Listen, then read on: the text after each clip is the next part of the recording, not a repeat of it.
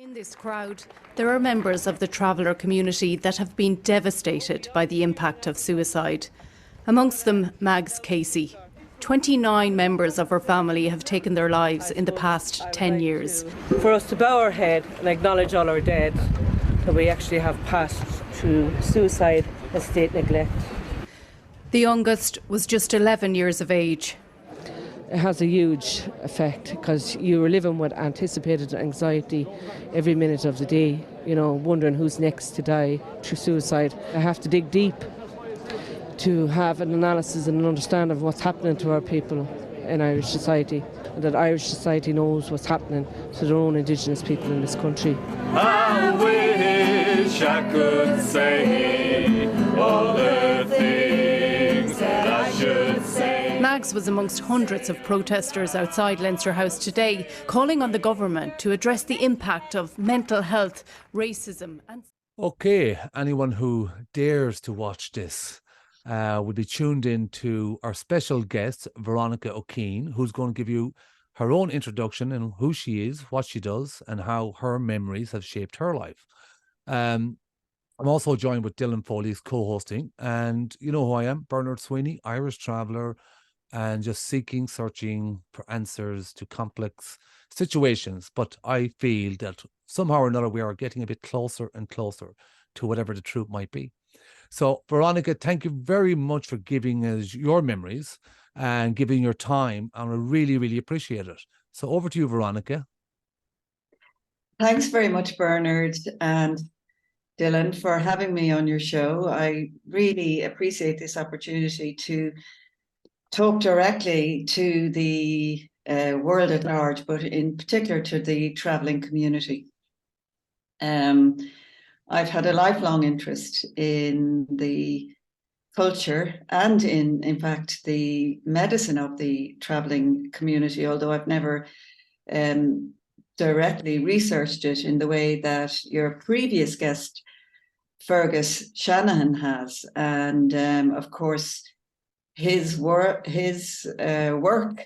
I think, has been hugely important in terms of understanding the particular biology and history of the travelling community and giving it a scientific imprint that is very distinct. And that's the way I see your culture. It's a very distinct culture. And my topic today is memories. My name is Veronica O'Keane, and I'm retired for 1 year. Psychiatrist. I've been working in psychiatry for 40 years, and I'm a retired professor of psychiatry from Trinity College Dublin. And my particular interest is the brain. Now, to start maybe at the very beginning, what is a psychiatrist? Well, basically, a psychiatrist is somebody who looks at illnesses that arise in the brain. Illnesses like schizophrenia, like bipolar or manic depressive illness, like depression, like anxiety. And we differ from psychologists in that we prescribe medications. So we're much more inclined to look for a diagnosis. And then when we get that diagnosis, we look at the treatment options that are available. Now, unlike psychologists, we have to be much more definitive about what it means to say that somebody is depressed. Because if you're a psychologist, you will take it from the perspective of the topic at hand, which is memories, and you will look at the individual, look at their memories, you will look at what has shaped their worlds, and you can negotiate what any event might have in relation to the meaning of their lives and their memories. So psychiatry is slightly different. So my approach to memory is more from the perspective of what is happening in the brain when you experience memory. The brain. The brain is obviously, for me, the most fascinating organ that exists in the entire universe. And the idea that artificial intelligence comes within a smidgeen of the brain is a complete joke to me, because basically the brain is composed of 68 billion neurons. And those neurons are connected to each other by extensions of the neurons, which is the basic cell of the brain. So, and all those neurons are connected to each other, the 68 billion neurons, by what are called dendrites. So you've got a neuron and you've got these fingers that are coming out of them. And these fingers are called dendrites. And these fingers connect to each other like this. And the number of fingers that any one neuron can have is up to 15,000. Now, so you've got 68 billion neurons and up to potentially 15,000 connections between those neurons. So to reduce the brain to the way I'm talking about it, to any sort of way of explaining it, is what we call in science reductionist. That means that I'm making it all very, very simple. So the most important thing in terms of understanding the brain is that it's massively complex, unimaginably complex, and a lot of what we don't understand about the brain comes from that complexity.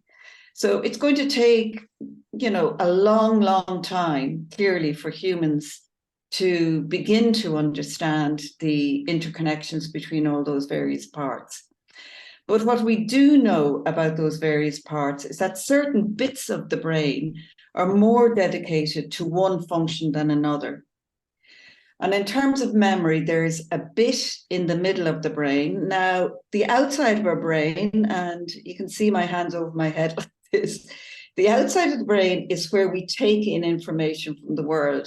So basically, what I see, what I hear, what I smell, what I touch, that all happens on the surface of the brain. And then all of that goes down into the brain and curls under the brain, somewhere around there. And it's where it curls in that we have the memory center. So the memory center is at the middle of the brain, at the base of the brain, where all the information comes in from the outside world. And that's where we make our memories. That's where we make our memories from the time we're born, from events. And learning is memory. So when we go to school, and I know you talk a lot about formal education, Bernard, but in a sense, talking to somebody is a form of formal education.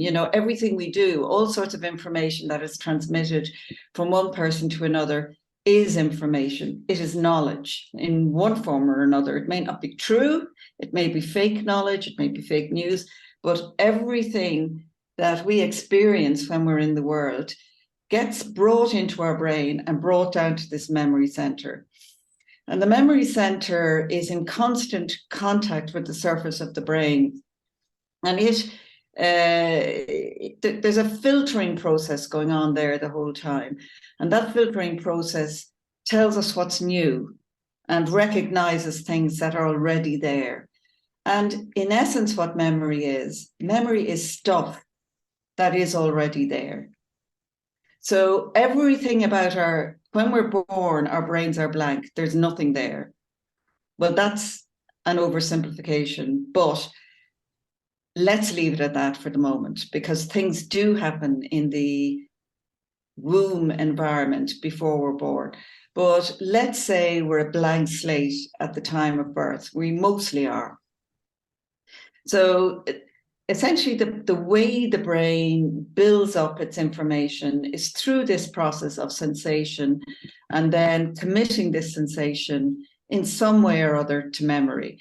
And that memory maker at the center of the brain, that forms networks on the surface of the brain that enable us to recognize the world.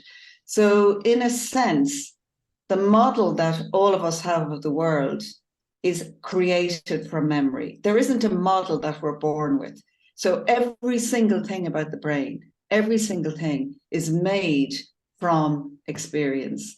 And I think that's the most important thing to understand about memory, is that memory isn't a box that you open and that you dip into. It isn't a photo album that you scan through. Memory is consciousness. Memory is every single moment of your existence. There isn't anything else in your brain apart from your memory. So you're born, yes, with a skeleton, for example, in your body, in the same way that you're born with the brain. Your skeleton develops and your brain develops. Now, just the way the brain develops is massively complex, but everything that develops in your brain is in essence memory.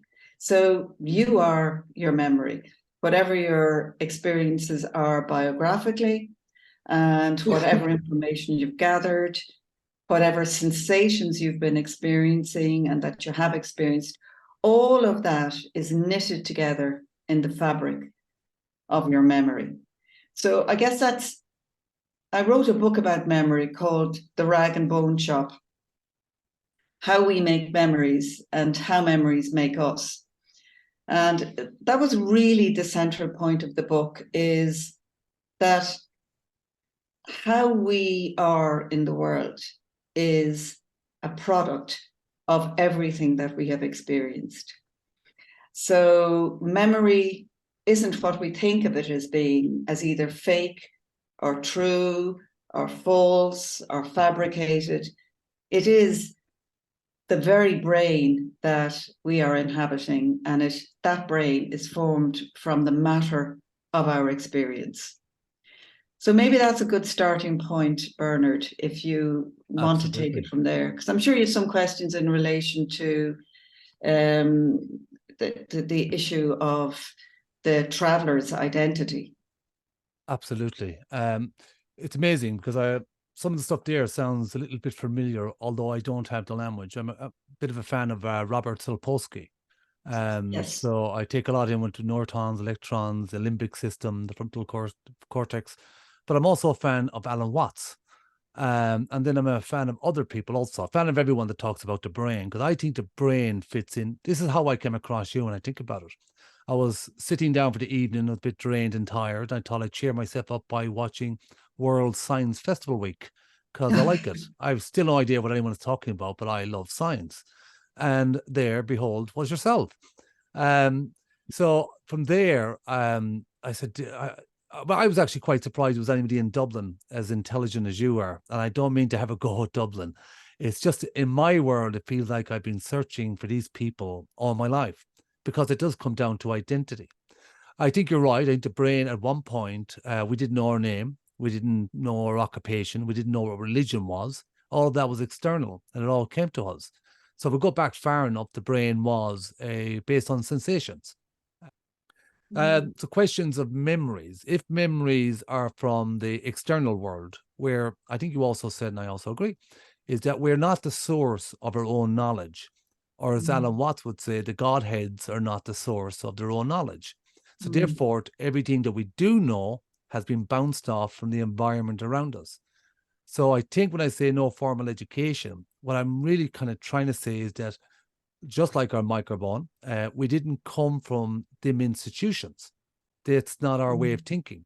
And we are adopting them because we're living in Ireland and we're living in a complex little environment, I think. So my question comes down to maybe something like this. You know how there's a class system within the settled community, and they have this, what they call the elite class or ruling class, and then they have a middle class, and then they have a working class. And then they have institutions that matches that. Well, you've got private schools, you've got universities, then you've got public schools. And I'm wondering, these people's memories that grow up and they believe their stance in life is reality. So if I was a working class, I would say, just this reality. And if I was a middle class, I would say, oh, this is just reality. But yet, there are three stark different kinds of realities. So I guess where I'm trying to go, and I know this sounds a bit out there, but can memories be installed into people's minds as a child? And I'll give you a quick example. And I heard Noam Chomsky talk about something like this. If you were to take a child from Palestine and a child from Israel and swap them around at birth, each one would grow up with a culture and identity in the same way that if they were natural parents and so on and so forth. And what I'm trying to say, I think in the nicest way without offending everyone, is that I believe that Ireland could be well in a state of psychosis itself, because we're using somebody else's language. We're on the foundation of colonization. All the institutions have their links back to Westminster. I sense somehow or another this is where we and other people have a lot of conflict in mental health issues, because we're told this is reality. But we're trying to say that this reality did not come from the island. It came from Westminster. So therefore, how could it be our reality? I'm hoping you can process at least a fraction of that, because sometimes I'm afraid to let go, because I've been talking to various different disciplines and each one is critiqued to their respective discipline. So therefore, it's very difficult to start talking about mentalities and cultures and identities to someone who is being focused on a different kind of discipline. So that's why it's wonderful to meet a psychiatrist. So we're using this as a session also, Veronica. We're taking advantage of you in that sense. But I guess, yeah, can institutions create these memories and have people in a sense of identity and reality that's actually counterproductive to their mental health? Well, that's a fantastically complex set of issues that you brought up, Bernard. I think I agree with you on most of the issues, but just to break them down, the sense of identity, I think, is hugely important when it comes to memory, because, as I've said, our memories make us. So I think Noam Chomsky is right. Fundamentally, we're not born with a set of memories. So whatever environment we're reared within is going to, in a sense, imprint its values into us and its belief systems into us. So yes, I think that if you took identical twins, and indeed this experiment has been done, and you rear one in the instance you're talking about, rather than Palestine and Israel, in a traveller community or in an Irish settled community, you're going to get two different sets of memories. You're going to get two different identities, and you're going to get two individuals that will process the world in very different ways, because essentially whatever memories are laid down by whatever events we've experienced in our lives and by whatever knowledge we glean from our environment, be it formal or informal or cultural, that is going to be the network through which we process current experience. So memory is formed from everything that is given to us from birth. And yes, so each person's memory is in fact a memory of the culture that they have been reared within. So my memory represents a certain culture. I'm very aware of that, because that culture has radically altered. I was brought up in a very, very rigid, dogmatic Catholic environment. And both my parents are now dead. They were great parents, but they were, fundamentalists. What we would see as that today in Ireland has changed.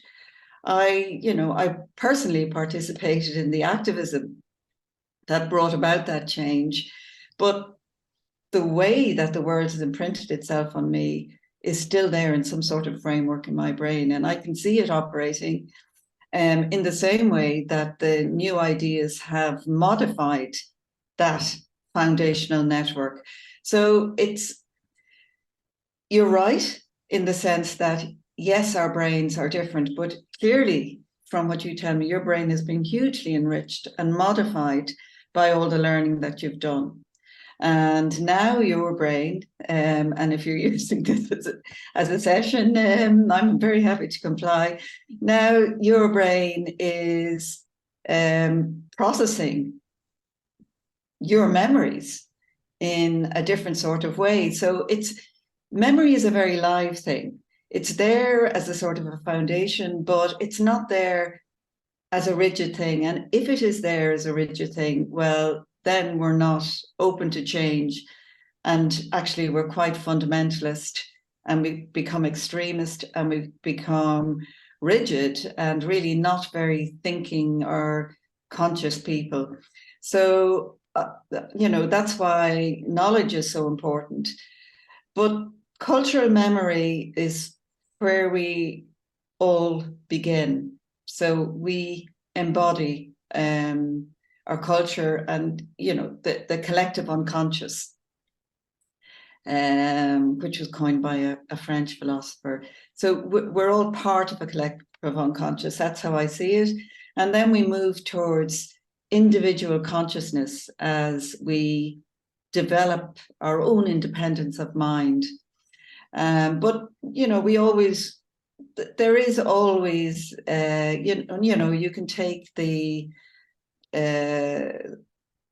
girl out of the village, but you can't take the village out of the girl, or whatever elaboration of that or variation of that you can think of, and it's very true. So yes, we all have our own memories, we all have our own starting points, but I like to think in hopeful ways that the Israeli child or the Palestinian child, hopefully, and I think this is the most important thing about understanding memory and collective memory, is that we should view those as foundations from which we move beyond. Otherwise, the world, we're going to be stuck in conflict. Your situation, the situation of the traveling community, is really, really complex, because I find it difficult enough to understand the transition in the settled community in Ireland. It's pretty gobsmacking. Fintan O'Toole has written a book about it, and the way we were reared and the way the world is now. So that's a really big flip. It's like a cultural journey that took place over 3 centuries in Europe, and Ireland has done it in 50 years. And while that has been happening in the settled community, then the travellers have changed their identity. I'm not an expert in it, but from the outside looking in, it does seem that the traveller way of life is sort of hybrid at the moment. It's maybe half settled and half traveller. So your memory, there is a real fear, I think, that your cultural identity may be swamped in the settled community. I don't know if that's something that is there in the traveller psyche. Yeah, it's a strange one, of course, and it is absolutely. When I look at biology and the brain and stuff like that, it reminds me, as if I studied it, but I didn't, but of the cosmos, universes, stars. It's just like a world in itself, what goes on there. And of course, our memories can also trick us. Our memories maybe feel real to us, and we can go through life believing, having strong beliefs, and what you think becomes your reality, and what your reality is becomes your mentality. So even the concept of traveller and settled, they are more psychologically divided than anything else, because both of the labels were born out of colonization. So if we were to go back in time, there would be the traveller now, but in my lifetime, I was also called tinker and itinerant, among various other labels. And it's the mentality. And I believe that this mentality, the mentality we're using in this language, has a lot of memories that are not ours. In other words, we're told to identify as this, that, and the other, but they're not our memories. They came with a language, that came with institutions, came with systems, And we've grown up here generation after generation, and we've been kind of saying that we didn't come from here. So it's kind of like a psychological reset. It's like saying, everybody put their hands up and say, we don't know who we are. Now, and no matter who you are, even the wonderful Veronica can only know what Veronica knows. Veronica can't know any more than that unless you go to learn it. And that goes for everyone. So we were often told, what would I know? I'm the traveler. If they said this in Trinity College, and they said this in Maynooth College, and they said this in Europe, you're telling me that you know more than the experts. And the sad part was, you were trying to explain to some of these travelers was, yeah, of course, we are the travelers. We're the people. We're the experts of our own culture, our own identity. How would them people be? So we ended up that kind of conflict. And the part I get emotionally tripped over on is because I'm still one of these statistics. I still have witnessed my nephew, relations after relations after relations of committing suicide, to the point where we're not shocked by suicide anymore. One time ago, it would be a big thing, in general, a big thing. Someone had taken their life. But now it's so common. And so I'm into this kind of trying to balance that. I'm not blaming anyone. There is no one to blame. Like, if you want to blame someone, go back 500 years when the systems were set up. I'm saying, and we take no shame. We're carrying a more colonial shame, that we're broken and we need to be fixed, and we need to be molded and shaped it, and to be normal people and helped into a normal society. And we're just thinking this is just driving us bonkers, because we didn't come from here in the first place. How would it even be normal? Just another quick thing, because I get into a bit of rant and I can't stop. But I would also make the distinction between traveller and settler. As I mentioned, they're just colonial labels. We are all 99.9% genetically related, every human being on the planet. So the only thing we could really, truly be talking about is our brain, what we believe, what's true, what's knowledge, what's memories, what's influences. And I think once we get past that, which we probably won't, I think we're into a kind of a different playing field. Because we're trying to say also is that our knowledge, our culture, which has been backed with science, and not something that I'm saying, this has been said by many travelers. It isn't something that's said lately, it's been said over the decades, and something we can prove over the centuries. Again, if you take by the surname alone and track the surnames, they go very deep into history. So when they were telling us, and this went on for years, they were saying that travelers had no written history. Travelers always lived on the fringes of society. Travelers had their own specific history, their own specific kind of identity. And we were just saying that, where is this coming from? Because all the travelers I know were saying that they were proud Irish people. They came from the west of Ireland. They were called bards, they were called this, and all the Gaelic stuff was these travelers were identifying. But through the sociologists' grapevines and other mixtures of ideas and memories, it started to be molded and shaped into something that was alien to us. That somehow or another, we weren't connected to the island. We weren't connected to its history. That somehow or another, we were just one little group going around in circles, making pots and pans. And we were just saying, that's just bonkers. So I would ask a question, and then I'm going to have to over to Dylan, is that language also is very important, because memories are in the language. Because if we didn't have memories, we wouldn't have a language. We wouldn't be able to truly function, would we, without memories? Because it's rendition. We keep recalling these memories. And that's something that I really caught on to when you said, and I think it was Ted, he was saying that when you bring back these memories from old or whenever, or even if you're shot back there like an anchor memory or an emotional memory, is that we bring them into the now. And almost like the one of those AI machines where they process it for you. It's different. And you might even know the differences. Because I often thought about this. I was thinking, okay, rewind 5 years ago. What did I know? So I would say, oh, I didn't know about this, that, or the other. Go back another 5 years. What did you not know? But yet, it always felt to me, I've always known. But that couldn't be the case. Again, I'm not sure if you can grab anything at all in there, but if you can, you're doing very well, my friend. Well, I've grabbed loads of things from in there. In fact, what you've said is very, it's very rich, and I suppose some of the issues, I would say, you started off, and I think it's a hugely important point, talking about some people who say that the world is improving because we're materially better off, that doesn't reflect on individual happiness. And this is a hugely important political and psychological point, and it's very relevant to brain health. Inequality is the thing that drives humans mad. Inequality is the issue that is at heart here. There's no point in talking about material wealth, in a sense, unless you couple it to equality, because human beings are social creatures and we feel shame. We feel shame personally and we feel it socially. And a lot of what people will experience during their lives, the majority of people, in fact, because the majority of people are born, the huge majority of people are born into disadvantage. And it's a question of how much disadvantage they experience, rather than whether or not they experience disadvantage. And, you know, disadvantage is a global phenomenon among countries, and it's a universal phenomenon within nation states. So every single human being has a sense of where they are socially, and most people are disadvantaged.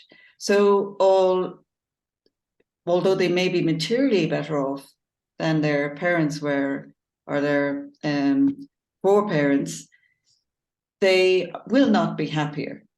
So I think that... Can I interrupt 1 second, because you just said something there that kind of caught me. You mentioned memories and then nation states. Yeah. I've said this to a couple of sociologists a while back, that if you really truly want to know who travelers were, you would have researched who settled people are. You would have researched where did their language come from, where did their systems come from, where did their institutions come from. And if you'd worked that out, then the indigenous people of the island would become more obvious. So my question was, nation states, how many people are actually taught or have memories of where the state came from, where their nation came from, how we got here? Because in the world of settledom, they're always looking outwards as almost like a default that they're the in people and everybody else has to be studied, and they're not very normal. So we have to study them more so. I would take a step back from that and I'd say, well, hold for a second. Dublin, God bless it and save it, was part of the empire. They're running a program that originated from England. So in many ways, a lot, not just Dublin, we're all in it now. And again, it's not about blaming, is we've absorbed almost the memories and the mentality of the colonizer.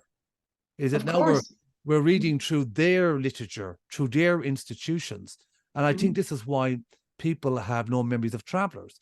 Now, again, it's so complex because we don't see ourselves any higher, lower, in or out compared to anyone else. And we know the history, and you would know the history very well, I'm sure, is that there's nobody on the island, regardless what culture, what nationality, has got it worse than women. And again, even today in Ireland, that's still happening. And yet that's nothing to do with culture itself. It's something to do with the way people were taught to view women, whether it through came to Christian religion, Catholic, whatever it might be. And we grow up thinking it's normal to treat people some ways differently and so on and so forth. So, yeah, I think my question really is not so much, did you find it in your institutional years, I don't even know the right language, in your educational years or inside the systems, did you find that afterwards you didn't learn that in there where you thought maybe you should have, that later in life maybe you're starting to put things together that didn't originate from an institution? Does that make sense?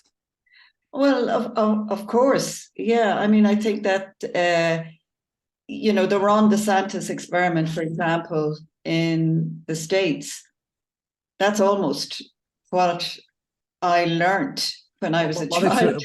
Who's that? Sorry, repeat the person. So Ron DeSantis is the politician.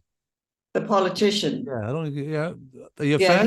He's a nominee for the Republican presidency, wow. And he's a far right politician. And there's an education war going on in Florida, where he is governor, and what he's basically done, I call it the Ron DeSantis experiment, but basically what he's done is he has purified the history and the culture that the children are being fed there by introducing a ban on teaching children about racism, about colonialism, about sexual differences, about who people choose to couple up with and have children with or not have children with. And the other, yes, he's written out gay people, he's written out transgender people. Yeah. They don't exist. So this is a purified, ideal world, the sort of world that I basically was educated within. And I find it, and of course, those children, those children are growing up in a censored world, in the same way that Russian children are, in the same way that I was. And so all those people that are excluded are, they are outed. Essentially, they are the outed people. So the memories that we're given in a formal education are, of course, hugely biased and hugely twisted. And they do other people. And of course, your people have been othered and have been outed from history and from our collective memory. I think it would be, hugely informative for Irish people to understand more about that, and I think your point is very interesting, that perhaps the traveling community represents something that has been less colonized than we are, and that there might be something more truly Celtic, in fact, something more genuine there, something that has really maybe withstood colonialism better than we have, than the settled community. And, I don't want to say that there is a settled community or that there is a traveller community, because, of course, we're all in the same project. We're all working towards, decent people with decent values, are working towards all of us having a place in the world in which we can progress our own individual projects. And that brings me on to the question that you asked about, do we actually have an identity as an individual? And my answer to that is yes, I think we do. I think in many ways we are a compilation of the culture that we grew up in. But because the brain is such a wonderful, what we call self-organizing system, somehow or other, from all that processing of all the memories that we have, the culture that we're born into, and by culture, I mean history, not, the culture embodies the totality of the history that somebody is reared within. So while we are that, we are also someone who has a uniquely functioning brain. When you think about it, everybody has an individual fingerprint. What's a fingerprint is hugely less complex than a brain. Yeah. So however unique your fingerprint is, your brain, it's not reproducible. It isn't possible ever to reproduce a brain. And even identical twins, although they're genetically similar, have dissimilar brains. Now, the chances of having the same genetics as somebody else are infinitesimal. So the idea that you could grow up in a world and land up with the same brain as somebody else is impossible. It's impossible. So what I'm saying is that, yes, we are mostly composed of what we gather and what we learn, but we're also hugely unique. What you're trying to understand and what you're trying to put together in your brain is your project. And you have a particular take on things, which is clearly very active and developing, and you're gathering information like a bird weaving a nest. and you're moving towards something. You're not entirely sure what you're moving towards, which is a very good position to be in, and hopefully you'll never get there. And I see myself as being on a similar project of exploration, but you're using your brain for that exploration, and the twigs that you've collected from the world are different to the twigs that I've collected from the world, although the ideas that we're maybe swimming within might be similar. The point that you'll arrive at and the particular stream of the sea that you're in will always be slightly different to everybody else. So it's like that question about whether there is an external reality or whether everything is an internal reality, and whether reality exists or not. And when people say that to me, I say, well, you never dealt with psychotic people, because I can tell you that you're bloody lucky to live in a commonly experienced reality. I'll be honest with you, I remember a number of years ago, because I was a very curious child, and as I said to you, I watched a bit of Star Trek, and I think that made me more curious, but there was nowhere to go with it. I wasn't given a formal education.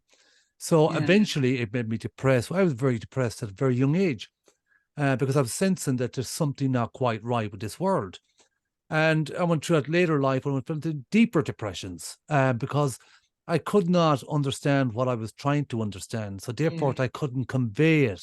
So it became, you're just a troublemaker. You're just anti-settled. You're anti-NGOs. And all I was trying to ask the question was, who are settled people? And if we keep doing what the settled people want us to do, how would that make us travelers?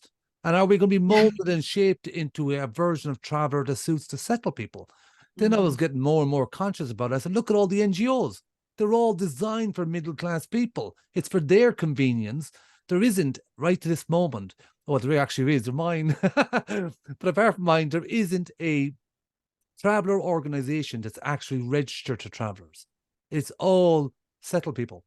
And then this is where I was getting kind of more frustrated, because, again, if I had all the right words, I would have said it in ways that I could have made friends, because I don't blame people. And that's the more frustrating part. And so I was very naive to a lot of stuff. I would say about the mind and the mentality, and I'm going to drag Dylan in there, is that it is like a unique frequency. There's no doubt about that. Every mind is unique to that person.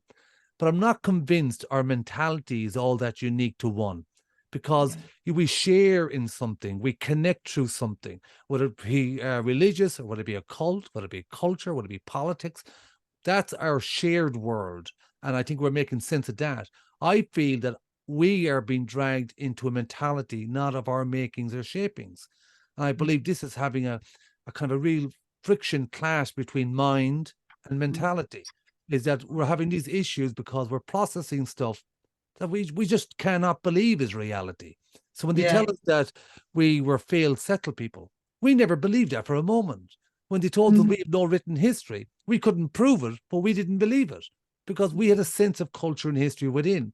And when I say this, I will never, ever, ever, ever use any of this to berate anyone, to belittle anyone, to make anyone feel less or other, because my goal is to dismantle all of the colonial labels. Travellers, settled, tinker, gypsy, white, black, racism, they all have an origins within the colonial framework, whether it be Christianity, whether it be nation states, and so on and so forth. So I don't know where we'll be after that or outside of that, but I believe our mind being free from that we'll go better places in life, I think. Dylan, you've been quiet. What's up? Join the cult. Join a cult. We're going to a better place. Yeah. No, what you're describing to me in terms of history and memory, I suppose, is really interesting. Listening to that, because I mean, we're dealing with memory all the time. I was going to ask you, when you were mentioning things like collective memory and how it's, your memories are kind of constructed in the mind from our experiences when we're young and all that kind of stuff. But the collective, history is a bit like that too, in the sense that we're constructing narratives in the present that are about the past. And it's interesting, because the ideas in archaeology and other things where we externalization of memory, if you know what I mean. In other words, humans put memory into the world, don't they? They create objects to remind them of things, or they create stories that they put on cave walls. And they externalize memory. We use aids to memory, don't we? What we call cultural aids cultural aids. You know, it could be a pattern on a jar, or a woven basket, or, you know, or a Star Wars or Star Trek movie or whatever. These are all parts of the same thing. But also there's institutional. I was going to mention things like, I've listed things here actually, but it's like institutional memory, law, things like this that actually are. I think that's what, Bernard, you're talking about as well, which this sort of like, what happens when what we're talking about, colonization, which intrinsically involves violence, and we're seeing that now in the world or whatever, and it's so that's we know about that, and that's difficult. But when the systems of memory, law, and cultural, even down to the sort of the way the world is organized, which is what some focus archaeology would have, like how is the buildings organized, how are homes organized, and all these kind of things that actually somehow, to me, and I don't know what your thoughts are on this, but somehow to me are also part of a collective or cultural memory. And part of how that's erased, or part of how control and power, and this is well known, of course, is by the erasure of such memories. And one of the first things to do there is to actually alter the external world, you know. For example, in Ireland, they, and I remember very small examples, even the Irish poets mention, and I'm going back a bit into the 17th century, but it always struck me, them mentioning things like the scouts not recognizing where they were going anymore because the landscape had been changed by the cutting down of trees, this kind of thing. Therefore, I suppose in a way we had memories, personal memories, but then we also had things, say, for example, like the place name lists in poetry, which were a form of collective memory. And then those memories no longer matching the external reality. And I'm guessing that's kind of partly what you're describing there as well, Bernard, isn't it? The sort of, feels like that, yeah. What happens when it's and maybe you have thoughts on this, Veronica, what happens when the cultural memory no longer matches the external reality, I suppose is what I'm talking about. And then you get stress, or I'm assuming you would get what you would then call we would call stress in people, wouldn't it? And that dislocation, I guess we're calling it, which is a part and parcel of what colonialism is. And as Bernard had described, even down to the change in the external world, plus erasing the memories, the cultural and personal memories of people that are colonized, if you know what I mean, by saying this is like what you described in Florida. This is now the history. This is, you know, and the kind of, I suppose, effects even into the brain, as we know now. I guess, Okay. That's just my thoughts on that, but it's no. I think you've brought up a very good point here, which is, and I suppose a theme that I'm seeing we're all bringing up in one way or another is really that collective memory is very much like personal memory. It functions in a similar way. So there is our individual memories, but really, as a social group of people, we operate systemically as a group of people within Ireland, within Europe, within the world. We operate with kind of what I see as a collective brain, in a sense, with collective memory. So the same principles that apply to the individual really do apply to the bigger issues of collective memory. And collective memory, obviously, the scientific discipline that measures and tells us about collective memory is, of course, history. And history is a science and should be a science. But a lot of the time, of course, history is not dealt with as a science, it is dealt with as a propaganda machine, or, as Bernard would say, to give us a certain mentality or to project a certain mentality. So, and that's called revisionism. So really, revisionism is like putting false memories into the brain of children, inculcating them with false memories, cutting out large chunks of history. And of course, when you cut out large chunks of histories like colonialism, like our development of tolerance towards personal freedoms, when you cut all those things out, you're cutting out the possibility for a child, in the instance of the Ron DeSantis experiment in Florida, or a group of people, like, for example, the propaganda of Putin's machine, of colonialism as it operated in Ireland, and all these, and even the Cultural Revolution is probably the best worldwide example. I mean, Mao thought he could change a whole culture by changing the information that people received and the way they lived their lives. So you can skew the information that people are given. Yes, you can, and you can create tension there. But the problem with any form of giving people a false reality is that it does create stress and tension.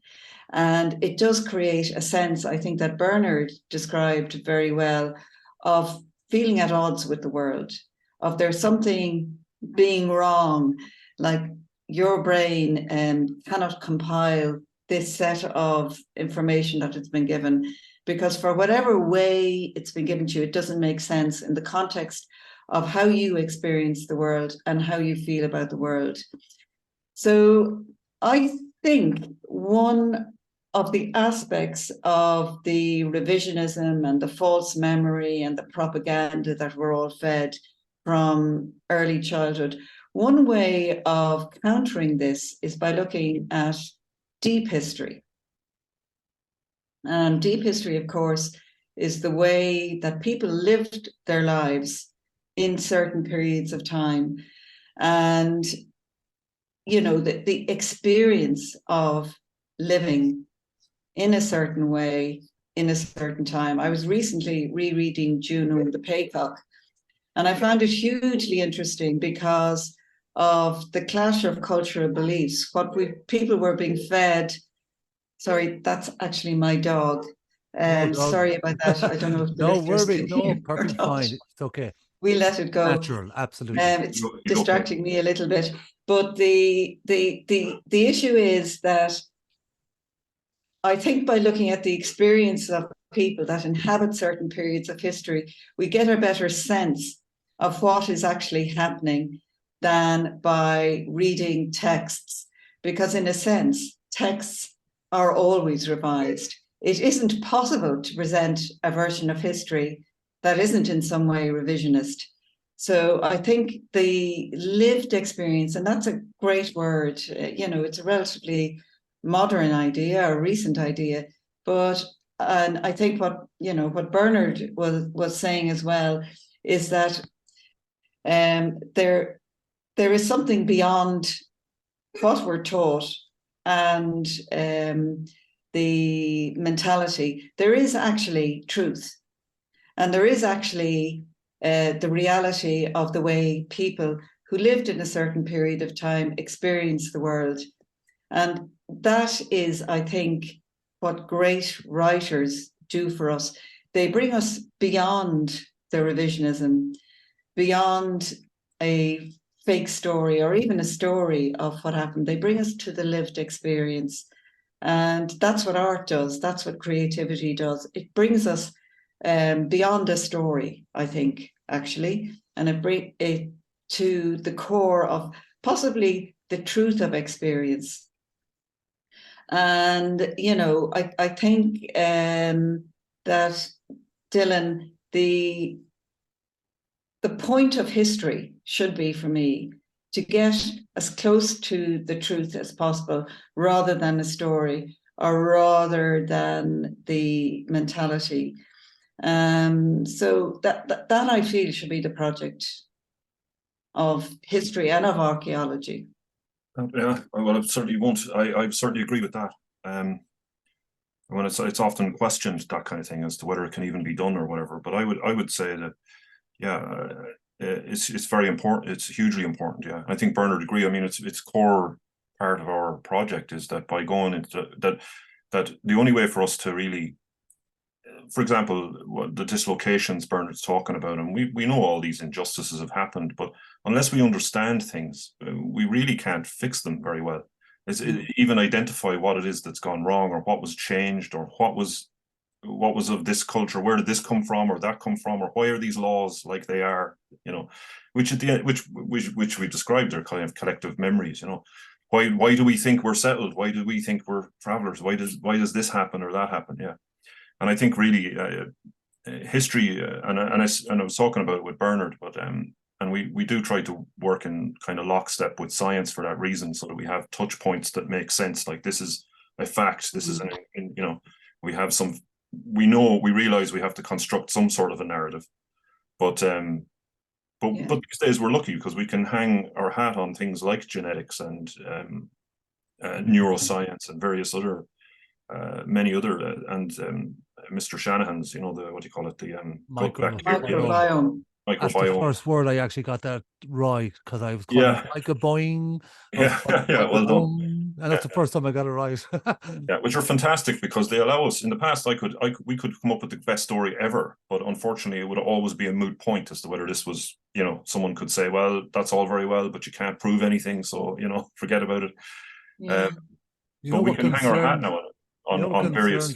Sorry, go on. Sorry. Yeah, genetics and whatever. That's what I'm saying. So I mean, we can actually go for this truth, is what I'm saying. And maybe in archaeology, I'm more used to working like that way, where we're saying, okay, we've got this idea about how things happened, why this dislocation would happen, why would Ireland have a community why are the laws hostile to this way of life, this kind of thing, you know. But we're in a time where that can actually be, we can make some good effort on that and come up with things that, as Bernard's described, that actually start to point us in different unexpected directions. You know, where did it come from? What do we think is normal, and where the Irish state, how did it come about, and all that. And I absolutely think that's positive. And I'm going to guess that it's like how we imagined it with individuals, that we also delve into their past to find out maybe how did things get to be the way they are, and how can we solve problems in the present moment, you know. Speaking of archaeology, Dylan, I've just returned actually from a trip to Greece. Oh yeah. Because I've been reading James Joyce again and again and again, because he's very he really only wrote about Ireland, although he only lived in Ireland until he was about 20. But for his whole life, he lived in his memories, and he lived of his memories of Dublin. His 3 big novels are all set in Dublin. And I find that absolutely fascinating, because of course he was journeying through his conscious mind, but he was also journeying through all the beliefs of the time. And so I went to Greece back to Ulysses, and I did Ulysses' Trail in a sort of, so it was me following Joyce, following Daedalus, following Ulysses. And I visited some archaeological sites, and I was absolutely taken by how sophisticated and how I really had an idea of history that people were quite different back then. But in fact, they weren't. The same stories keep on recurring. The Greek tales keep on recurring. And of course, that's what Joyce was saying. He was saying that there is something about being human. The stories do repeat themselves. The mighty develop hubris. They come to be the oppressors unless they fight against it. And people become oppressed, and then the people rebel. And, you know, that's the story of history. And it's the story of the human condition in many ways. So I think archaeology, as you said, it allows us to revisit the memory of civilization to prehistoric times, and allows us, you know, I saw little encampments where people live in Mycenae, where you know, some of the great Greek heroes like Menelaus are buried. And I found it absolutely fascinating to think that people lived in these constructions that are not all that different to the houses that we live in today. And this is 3,000 years ago.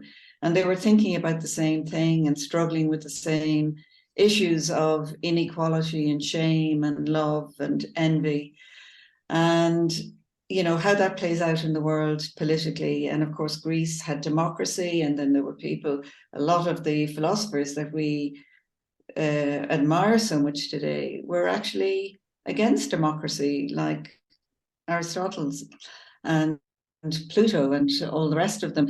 So it, you know, I think archaeology has a very, you know, it presents a structure to us that you can't really argue with. And I find the, you know, even the way they understood the mind in terms of psychological processes predates Freud. It predates everything that we have since put names on and, you know, can see in real life.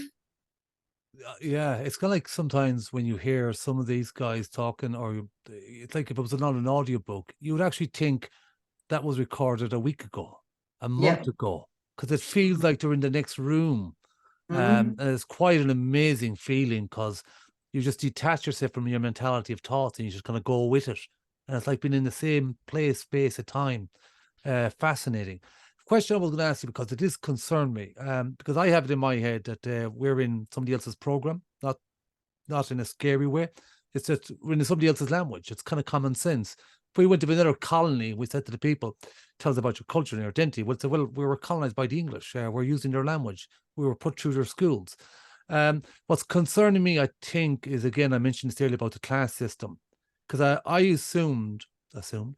guessed that some settled people, educated people, when they met people who didn't have formal education, they assumed that they were not intelligent.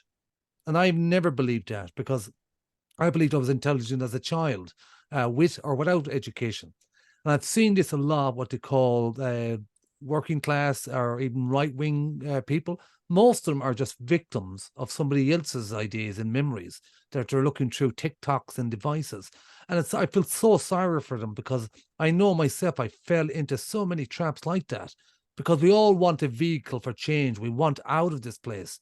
So we'll jump onto one thing or another. Before you know it, you cause a holy mess. Because where I'm trying to come from then, I guess, is how can we, arts, we love arts. I have one there with Jack B. Yeats and the Tinkers I'd love to do. But I don't think the middle class want me to go near poor Jack Yeats and the Tinkers, because it's a very kind of a conservative mentality. But I do believe in it could be great. Go for it. Yeah, well, I've started. Actually, I'll tell you a quick story. This happened in the Model in Sligo. It's like an art gallery. So my friend of mine, myself and my friend Inessa, who's a creative writer and also works in psychology, lived in Australia for 20 years working with people, so on and so forth. And I was telling her about, because Dylan here is a fan of the Yeats. He's actually in Sligo Yeats Society. So he introduced me to Jack Yeats and William Yeats. And of course, I was more interested in their political aspirations and what they were doing. So I was telling my friend, we'll talk about Jack Yeats and the Tinkers, because Jack Yeats was very fond of the Tinkers. He hung around them. He was on the horses with them. He went to Longford and stayed with Tinkers for a few days. All the travellers know this. But again, in the public domain, you might not hear that. So I wanted to do a film or an animation on Jack Yeats and his Tinker friends. So I was talking to Nessa, and there's this wonderful young woman, and she left her job afterwards, subsequently, I'd imagine. But she said, I've overheard you and your friend talking about Jack Yeats, and we're in the gallery, and there's a big festival upstairs, and so on and so forth. But what happened, she said, you mentioned colonization. And because I was in that zone, and this is talk about memories, so I started explaining to her. But I started to realize that I've gone in a bit too deep. I was starting at the traumatic event. So you could almost see her head tilting slightly. So I started tilting my head because I thought she was going to collapse. So then to speed it up, I thought, because I can't jump from the negative stuff to the positive stuff. So I'll speed it up. So I was talking about mentalities and frequencies and sound and language and barriers and foundations and institutions. And her head even tilted further down. I was like, oh my God, and I'm going to lose this woman. But then when I thought back about it, it was like I popped out of my own body and I was actually looking at myself talking to this woman. And I could also see over my shoulder. And it looked like, in my memory, that her eyes started to go downwards and her jawline started to go upwards. Because I wouldn't stop ranting about the colonization that I almost disfigured the woman. It was on until Nissa ran in and saved the woman's life. Yeah, so arts and stuff like that. My concern was, I go back to it briefly, I'm sorry for jumping onto other things, is my concern is, and I see this with travellers, we want to believe in something. We're always told to believe in something. You should believe in something. And I believe that's something that a lot of people are being fed is not fair, it's not just. It is forms of Russian propaganda, what they did in America, what they did in Europe, what they did in England. It's kind of happening here also, because it's echoing. People say, I'm a concerned citizen. They were never concerned before, but they're very concerned now. All this kind of language. So I'm wondering, how do we break that mold? I mean, I'd like to introduce, say, look, we're all victims of colonization. It doesn't matter if you're elite, because they have children and they grew up in life and that's their reality. You can't blame them. Working class, middle class, outcast, is to find a way to articize this or bring it into the arts. I'm making up words as I go along. Bring it into the arts and create that kind of image picture. I guess what I'm asking is, what do you think can work, would work to create positive memories, to take the negatives and create positives? I guess I'm asking. Okay. I think articizing is a very good idea, actually. Yeah. It's not a word, is it? It is now. It is now. Articizing is good. I like that idea. I guess I've skipped an awful lot of the science because we've jumped in at the deep end. But I think it's important maybe just to go back a step before we finish. Okay. To say that the point that you made about education can't be emphasized enough. Education is absolutely huge. And it's not so much the information that we're fed, because the information is, it's just information. But I think what education does, and what I've really seen from Joyce's work about what the Jesuits did for him and what they famously do for everyone, is it gives you structures within which you can think. So it doesn't matter, in a sense, what rubbish is fed to you. Well, it does matter. But what's more important is to have the skills to reason, and what I would call really, and what would generally be called abstract reasoning or top-down thinking. So if you're educated formally, you do get those structures. And whatever limitations the sort of formalistic education that you get, whatever the limitations of the information are, you are given a scheme within which you can structure whatever information comes in. So I would say, and we can see this in brain development, we can see how the brain changes with knowledge. There's a famous study, for example, that you're probably familiar with, but if you're not, maybe the listeners won't be, where the London taxi drivers, their brains were scanned before and after they went through the extensive and rigorous training they have, in which basically what they're doing is they're internalizing a street map of London. So really what their brain is making, it's making a memory map of the grids and interlocking streets in London. And the development in the memory, in that geographical memory, can actually be seen in a particular part of the brain called the right parietal lobe. So as a child's brain develops, we can see different parts of the brain expanding as they begin to understand different things like language. And the brain successively develops in different areas. And the last part of the brain to develop is the abstract reasoning part of the brain, which is what you call the prefrontal brain. And as you said, there is sort of this thinking brain, the prefrontal brain, which is just over your eyes in the very tip of behind your forehead. And then there is the limbic brain, which is the bit that makes the memory and makes the emotions, because memories and emotions are very, very closely linked in the brain. So there's that memory emotional system, and there's the thinking system. And the thinking system, thinking isn't so much thinking in the sense that we think about thinking. Thinking is actually putting things together. And I don't call it the thinking brain, I call it the integrative brain, because what you're doing is you're integrating information. Thinking is actually slightly different. Thinking is a somewhat artificial process. It's conscious, but a lot of the integration that occurs in the brain happens when we don't think we're thinking, if you like. And we know this from brain experiments that have been done. The brain isn't at rest when you're daydreaming. The brain isn't at rest when you're not thinking. The brain is processing information the whole time. The brain, that is what it does, in the same way that the heart beats all the time. And if it stops beating, we don't know why it beats. Yes. I mean, but if it stops beating, we know. And the same thing happens in the brain. It's a physiological function of the brain for it to connect and for us to think and to process information and to integrate information all the time. And we can actually see this in the developing brain, in different regions of the brain that are developing. And we can also see it in the way brains function in adulthood. So education knits your brain together, and that's why it's important. The information is important, but I would argue that if we teach the structures for abstract reasoning, you can then use that tool that is there in your brain to process lots of information.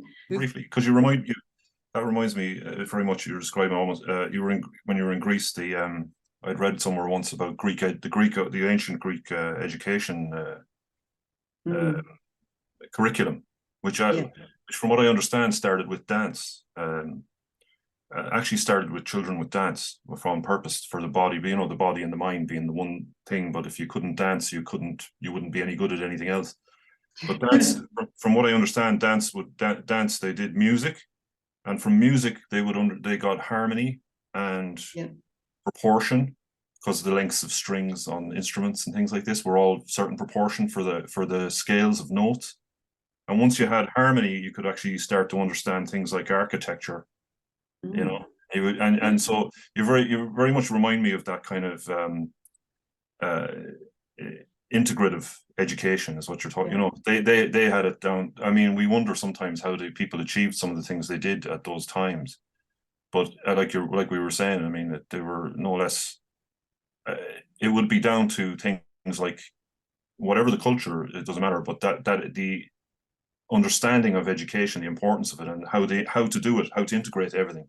They were integrating the physical, the body, the mind, and then one thing leading to another, all the way from playing you'd have fun playing a musical instrument, but you could then apply the ideas of harmony to things like the buildings and as it got more sophisticated. So I just thought that was interesting, because I think that's very interesting, Dylan, and it shows as well how education can be approached from so many different angles.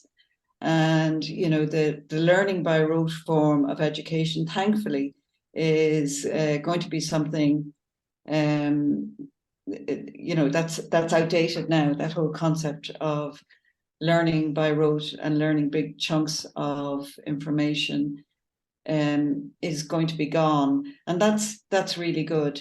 And I think it's a very good illustration of how it's the integration of the information, the integration of form, function, the balance, the harmony, and of course all of these, and how something flows into its environment. I mean, these are the cornerstones of architecture.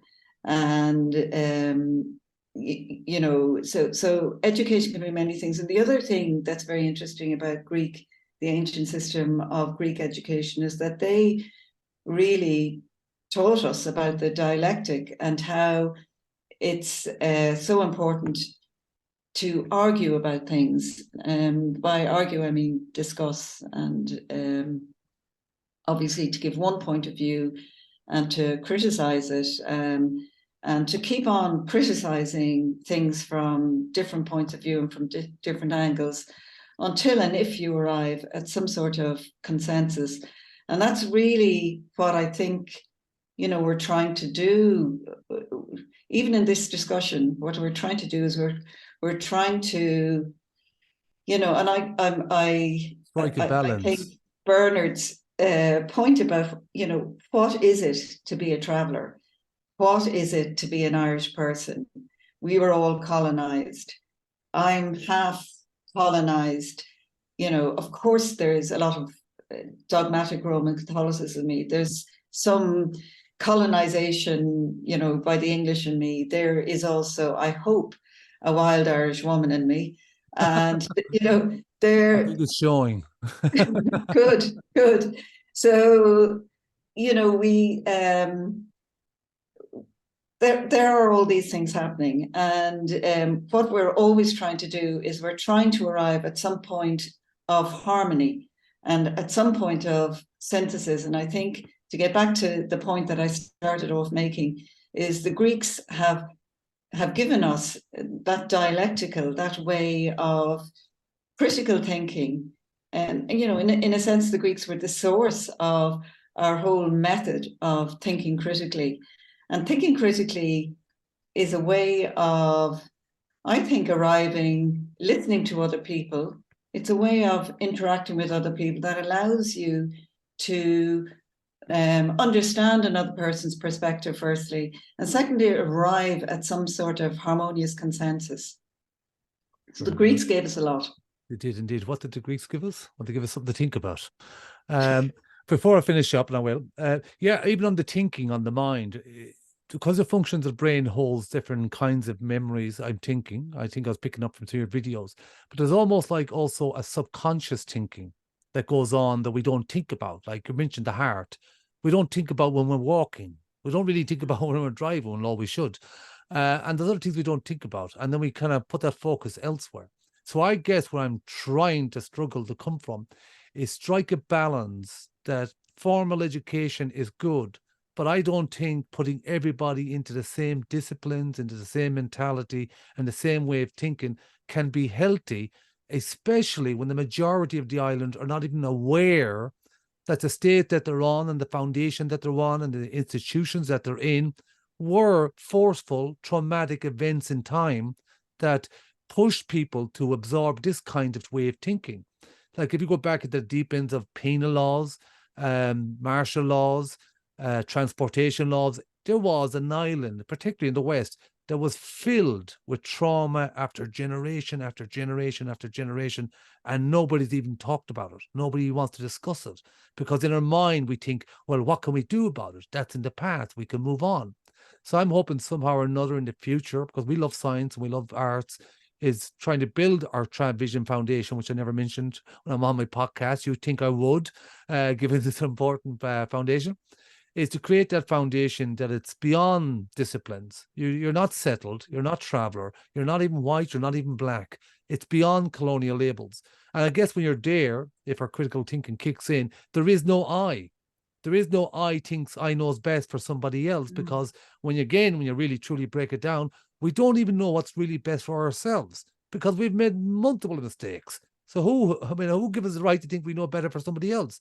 But there is a collective thinking and a balance to be striked. So I'm going to finish off.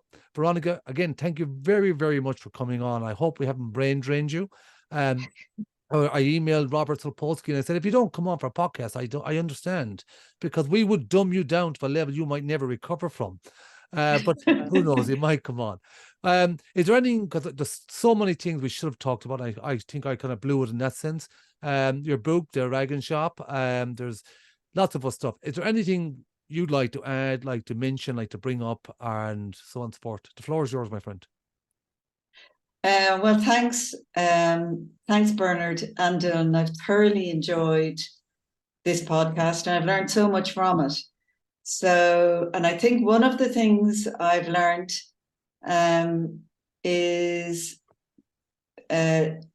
essentially that the memories that your community has and that Travision represents, and the thrust of what Travision is about, it's actually about teaching us about what we've lost in our collective memory, as much as it is about striking your own new identity in an ever-changing world. Absolutely. So thank you very much for teaching me, and I do hope that the project continues to try and source that memory in as truthful a way as you can, because it is ultimately a shared memory if we go back far enough. I think So, it's the ultimate form of healing is absolutely. understanding, knowledge, forgiveness.